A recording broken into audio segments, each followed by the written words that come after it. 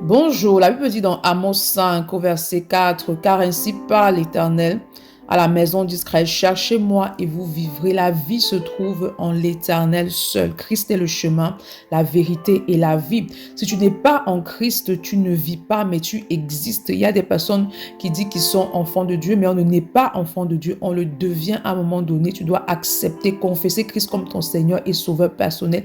C'est alors que tu deviens enfant de Dieu et que tu commences à vivre. Avant Christ, il n'y a pas de vie. En fait, lorsque tu n'as pas le Seigneur Jésus-Christ dans ta vie, tu ne vis pas, tu existes tout simplement. Tu n'es pas un enfant de Dieu, mais tu es une créature de Dieu. Ce n'est que lorsque tu acceptes le Seigneur Jésus-Christ dans ta vie comme ton Seigneur et Sauveur personnel, que tu as la vie de Dieu qui s'active en toi et que tu deviens un enfant de Dieu.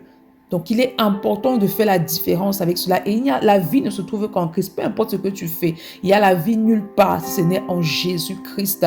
C'est pourquoi ce matin, si tu ne marches pas encore avec le Seigneur, si tu ne connais pas encore Christ, il est important que tu le confesses dans ta vie comme ton Seigneur et Sauveur personnel, afin d'obtenir le salut de ton âme, afin d'obtenir la vie Zoé, la vie éternelle de Dieu en toi. Il est important que tu t'attaches au Seigneur parce que sans lui, tu finiras l'éternité en enfer. Si tu connais déjà le Seigneur Jésus et que tu marches avec lui, demain il t'a accordé la grâce de persévérer justement dans ta marche, ne point te relâcher en chemin. Bonne journée, shalom.